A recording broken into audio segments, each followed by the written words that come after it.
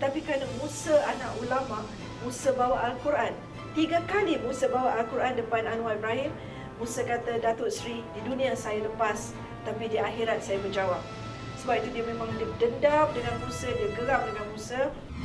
Apa yang anda bakal saksikan adalah pembongkaran salah laku moral Anwar Ibrahim dan penganiayaan ke atas Umi Hafilda.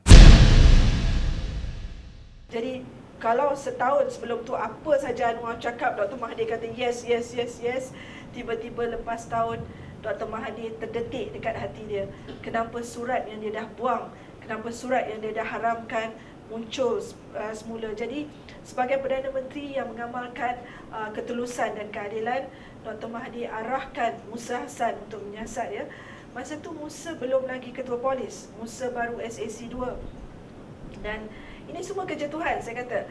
Orang yang Allah pilih untuk menyiasat pula anak ulama tersohor, Tan Sri Hassan Azhari. Katalah orang lain, saya tak jamin, mungkin boleh dirasuah. Tetapi Musa tidak. Musa, Tan Sri Musa cerita dengan saya personally, Anwar panggil Tan Sri Musa 3 kali. Datang pejabat dia, Anwar kata apa kat dia? Engkau kalau setakat jadi pegawai cabut, kau tak payah tunjuk lagak. Aku nak kau tutup semua file aku dekat si Mama. Tak kebiadab, dia panggil Dr. Mahathir Mama. Sedangkan Dr. Mahathir lah yang mengangkat darjat dia dari seorang bangsat, keluarga bangsat, maaf cakap, dari seorang anak Pak Ibrahim tu kerja cuci darah, cuci nanah di hospital, sampai mencapai tahap timbalan Perdana Menteri, tapi dia panggil Dr. Mahathir Mama. Dia kata, kau buka file aku dekat si Mama tu, kau siap. Tetapi kerana Musa anak ulama, Musa bawa Al-Quran. 3 kali Musa bawa Al-Quran depan Anwar Ibrahim. Musa kata, Datuk Seri, di dunia saya lepas, tapi di akhirat saya berjawab. Sebab itu dia memang dendam dengan Musa, dia geram dengan Musa. Jadi sebab tu dia fitrah Musa sampai hari ini. Dia pernah kata Musa lumpuh lah, Musa paralyzed lah, Musa kahwin artis, macam-macam. Dia runtuhkan image polis, dia kata macam-macam penghinaan lah kepada sistem kepolisan masa tu. Tapi Musa tak peduli. Musa ikut arahan Dr. Mahathir, siasat siapa sebenar Anwar Ibrahim. Jadi Musa ikut mana Anwar pergi, apa Anwar buat selama 6 bulan tanpa pengetahuan dia. Semua perbualan dia dirakamkan. Jadi dengan ejen Yahudi, dengan pelacur-pelacur, dengan bini orang, semua Musa rakamkan masa tu. Musa bawa pergi jumpa Dr. Mahathir, dan Musa Hassan lah. Rakyat Malaysia juga harus berterima kasih bukan sahaja pada Kak Tun, pembuka cerita, kepada Azizan, pembawa maklumat, kepada saya dan juga kepada Musa. Kerana Musa lah Dr. Mahathir yakin, sebab bila Musa bawa semua all the evidence, solid evidence, you know. Jadi Musa kata dekat Dr. Mahathir masa tu bahawa surat Umi Hafilda bukan fitnah, bukan konspirasi, tetapi surat Umi Hafilda ada credibility yang cukup tinggi untuk kita dakwa Anwar di mahkamah. Jadi dengan semua bukti yang Bukit Aman dapat masa tu, Musa serahkan kepada Dr. Mahathir. Jadi bila Dr. Mahathir tengok video, dengar rakaman, barulah Dr. Mahathir pertama kali nak berjumpa saya pada 26 Ogos 1998, iaitu 6 hari sebelum Anwar dipecat ya. Anwar dipecat pada 2 September 1998, dan saya pertama kali dapat jumpa Dr. Mahathir adalah pada 26 Ogos. Satu pertemuan yang cukup bersejarah dalam hidup saya, dan berlakulah satu pertemuan 4 mata antara saya dengan Perdana Menteri ketika itu.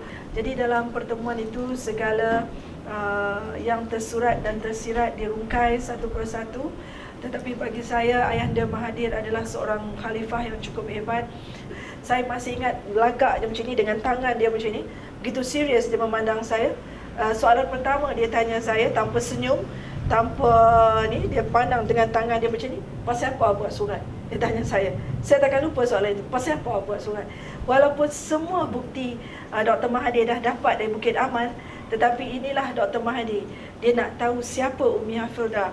Sebab Anwar banyak fitnah. Dia kata saya perempuan gila, perempuan psikotik. Jadi bila saya memberi hujah yang cukup bernas, dan baru mood Dr. Mahathir itu makin reda. Mula-mula dia agak tense, agak tegas. Dan satu soalan yang cukup menyentuh jiwa saya, inilah kemuliaan seorang negarawan ya. Siapalah Umi Hafilda?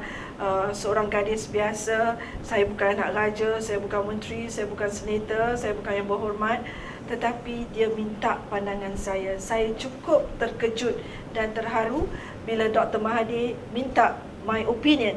This is the greatest thing yang berlaku dalam hidup saya. Bila Dr. Mahathir tanya, awak nak saya buat apa dengan Anwar, dengan slang Kedah dia.